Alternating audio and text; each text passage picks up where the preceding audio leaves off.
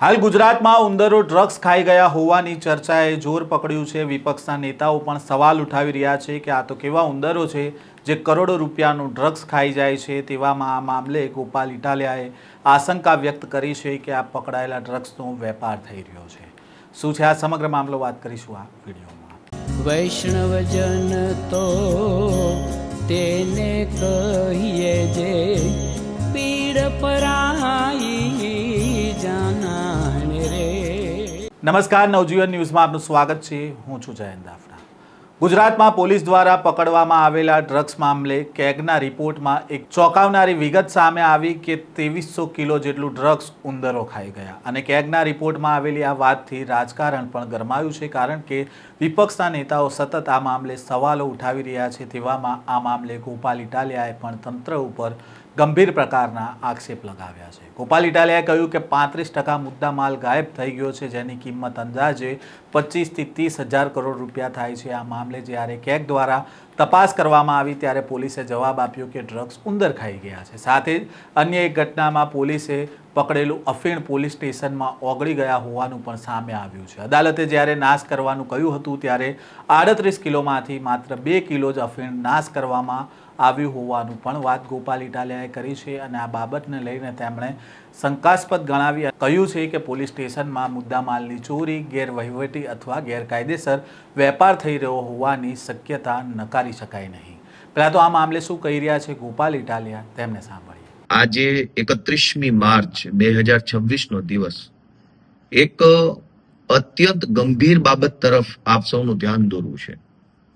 2-3 દિવસ પહેલા છાપામાં એવું છપાયું હતું કે પોલીસે જે ડ્રગ્સ પકડ્યું છે એ ડ્રગ્સ પકડ્યા પછી એનો મુદ્દામાલ જે છે એમાંથી 35% મુદ્દામાલ ગાયબ થઈ ગયો છે।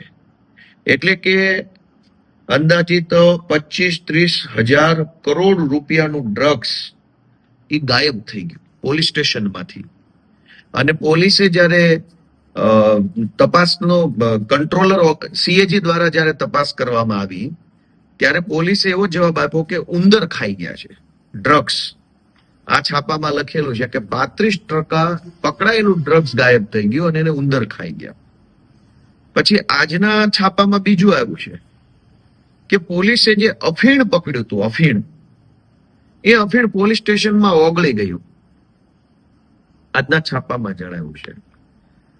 જ્યારે અફીણ નાશ કરવાનો પ્રશ્ન આવ્યો, અદાલતે હુકમ કર્યો કે પોલીસે જે કાંઈ અફીણ પકડ્યું છે એને અફીણને નાશ કરી દેવામાં આવે।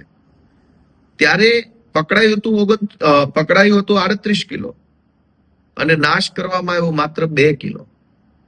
એટલે મોટા ભાગનો અફીણ જે છે એ હવામાં ઓગળી ગયું। અને એનાથી એવું બતાવવામાં આવે છે કે પોલીસ સ્ટેશનની અંદર મુદ્દામાલ જે છે એની ચોરી થઈ રહી છે, વેપાર થઈ રહ્યો છે અથવા કંઈ પણ એવું થઈ રહ્યું છે કે જે શંકાસ્પદ છે। તો એનો અર્થ એ થયો કે પોલીસ સ્ટેશનોમાં હજારો લીટર દારૂ જે પકડાય છે એ દારૂ પણ પોલીસ વેચી નાખતા હશે, અફીણ પણ વેચી નાખે, ડ્રગ્સ વેચી નાખે। એટલે જ્યારે પકડાય 3 લેવલની ચોરી ચાલે છે। એક, અફીણ કે દારૂ કે ડ્રગ્સ કે જે કઈ હોય એ પકડાય ત્યારે 100 કિલો હોય તો એને માત્ર 20 કિલો, 30 કિલો, 40 કિલો જ બતાવવાનું કાગળ ઉપર। એટલે પહેલી ચોરી તો આવી રીતે થઈ જાય છે। પછી માનો કે 50 કિલો જ કાગળ ઉપર બતાવ્યું 100 માંથી, તો એ 50 કિલો ડ્રગ્સનો જ્યારે નાશ કરવાનો આવે ત્યારે 50 માંથી 10 જ વધ્યું હોય છે, 40 કિલો ઉંદરો ખાઈ જાય છે અથવા પોલીસ વેચી નાખે છે। અને આ ત્રીજી ચોરી કે આ જ્યારે કેસ થતા હોય છે ત્યારે આરોપીઓને બચાવવા માટે, નવા નામ નહીં ખોલવા માટે, નહીં મારવા માટે, રિમાન્ડ નહીં માંગવા માટે પૈસા માંગવામાં આવે છે। એટલે આ દારૂ, ડ્રગ્સ, અફીણ, ગાંજો આવા પ્રકારના ગંભીર ગુનાઓમાં સતત ચોરી થઈ રહી છે। હવે પોલીસ સ્ટેશનેથી ડ્રગ્સ જો ઉંદર ખાઈ જાય તો માત્ર ડ્રગ્સ પૂરતું નથી, પોલીસ સ્ટેશને પડેલી ગાડીઓના ટાયર પણ ઉંદર ખાઈ જાય છે। સારી મોંઘી ગાડીઓના સીટના કવર પણ ઉંદર ખાઈ જાય છે। ઉંદર ખાઈ જાય છે એનો અર્થ એવો થયો કે વેચાઈ જાય છે ટૂંકમાં। પણ આપણે એવું ના જાહેરમાં બોલાય ઉંદર ખાઈ જાય છે, કેમ કે ગૃહમંત્રી બહુ કડક સ્વભાવના છે, અત્યંત સ્વભાવ એમનો કડક છે। અને આપણા ગૃહમંત્રી કોઈ ગુનેગારને ક્યારેય છોડવામાં માનતા નથી. એટલે આપણે એવું ન કહેવાય કે ચોરી થઈ જાય છે અને પોલીસ વેચી નાખે છે. આપણે એમ કેવું છે ઉંદર ખાઈ જાય છે, બે પગવાળા કાઉન્સમાં, જેથી કરીને ગૃહમંત્રીનું થોડુંક માન સચવાય.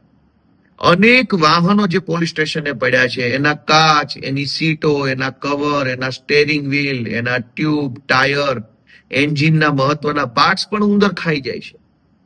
પોલીસ સ્ટેશનોમાં રહેલા અનેક મોબાઈલો પણ ઉંદર ખાઈ જાય છે. આપણે એમ ન કહેવાય કે વેચાઈ જાય છે, ચોરી થઈ જાય છે. ઉંદર ખાઈ જાય છે એમ બોલવાનું. ડ્રગ્સ ઉંદર ખાઈ જાય, દારૂ ઉંદર ખાઈ જાય, અફીણ હવામાં ઓગળી ગયું. કોર્ટે એવું કીધું કે તમે જેટલું અફીણ પકડ્યું છે એટલા અફીણનો નાશ કરો, તો 29 કિલો અફીણ હવામાં ઓગળી ગયું, ઓછું થઈ ગયું.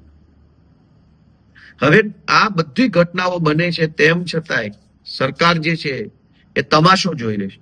હવે પોલીસ પોતે મુદ્દામાલનું ડ્રગ્સ વેચી નાખે, મુદ્દામાલનો અફીણ વેચે, મુદ્દામાલનો દારૂ વેચી નાખે, એનાથી ગંભીર ઘટના ગુજરાતમાં હોય શું? બુટલેગરો દારૂ વેચે એ તો ગંભીર બાબત છે, પણ બુટલેગરને દારૂ વેચતા પકડ્યો, એની પાસેથી જે જથ્થો આવ્યો એ સરકારે જમા લીધો ને જમા થયેલો જથ્થો વેચી નાખે, તો કેટલી ગંભીર બાબત કહેવાય. અને કોઈ શરમ નથી. અને જ્યારથી આ ભાઈ ગૃહમંત્રી બન્યા છે, એકદમ હોશિયાર વ્યક્તિત્વ છે ખૂબ, ત્યારથી ગુજરાતની અંદર પોલીસ સ્ટેશનોની અંદર આ ધંધો ચાલુ થયો છે.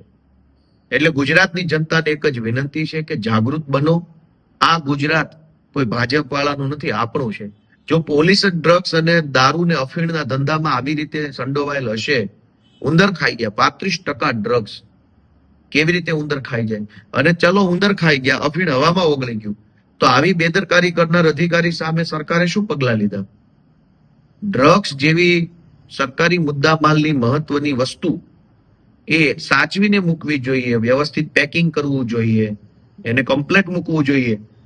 એટલી સમજણ તો ગાંડા નહીં પડે. તો જે પોલીસ અધિકારીઓએ ડ્રગ્સની સાચવણી વ્યવસ્થિત નથી કરી સરકારી મુદ્દામાલની, એમની સામે સરકારે કેમ પગલા ન લીધા? ઉંદર ખાઈ ગયા છે એવા જવાબથી સંતોષ કેમ માની લીધો? તમે ગોપાલભાઈને કંઈક વસ્તુ સાચવવા આપો અને પાછી લેવા જાઓ, ત્યારે ગોપાલભાઈ એવું કહે કે ઉંદર ખાઈ ગયા, તો તમે શું કરો? કે ઉંદર ખાઈ ગયા તો તારે ધ્યાન રાખવાનું હતું ને ભાઈ. ઉંદર ખાઈ જાય એમ થોડું ચાલે. હવે તમે મને 4-વ્હીલર વાપરવા આપો, મહિના પછી એમ કહું કે ચારેય ટાયર ઉંદર ખાઈ ગયા છે, તો તમે શું કહો? કે ભાઈ તારે ધ્યાન રાખવાનું, ઉંદર ખાઈ જાય કે સિંહ ખાઈ જાય કે વાઘ ખાઈ જાય. પણ અહીંયા ઊંધો ખેલ છે. પોલીસ અધિકારીઓએ સરકારને એવો જવાબ આપ્યો કે સાહેબ ડ્રગ્સ ઉંદર ખાઈ ગયા છે, અફીણ હવામાં ઓગળી ગયું છે, દારૂ ગાયબ થઈ ગયો છે. તો સરકારે કીધું સારું, કઈ વાંધો નહીં ભાઈ, એવું થયું હોય તો હવે શું કરવાનું? તો દોસ્તો, અત્યંત ગંભીર બાબત છે કે ડ્રગ્સ, દારૂ જેવી વસ્તુઓ પોલીસ સ્ટેશનમાંથી વેચાય છે, કાઉન્સમાં ઉંદર ખાઈ જાય છે. એ પ્રત્યે લોકો જાગૃત બને એટલી જ વિનંતી છે. રાજનીતિથી ઉપર ઉઠીને આ વિષયને વિચારો. ભાજપ, કોંગ્રેસ, આમ આદમી પાર્ટી વિષય નથી. વિષય એ છે કે પોલીસ પોતે આવા ધંધા કરશે તો ફરિયાદ ક્યાં જઈને કરશું આપણે? એટલે કોઈ પણ પાર્ટીમાં તમે માનતા હો, જરાક આત્માને જગાડીને એટલું પૂછો પોતાની જાતને કે પોલીસ સ્ટેશનોમાંથી ડ્રગ્સ, અફીણ, દારૂ બધું જ ગાયબ થઈ જાય, એ તો કેટલી વ્યાજબી વાત છે અને કેટલો ચિંતાનો વિષય.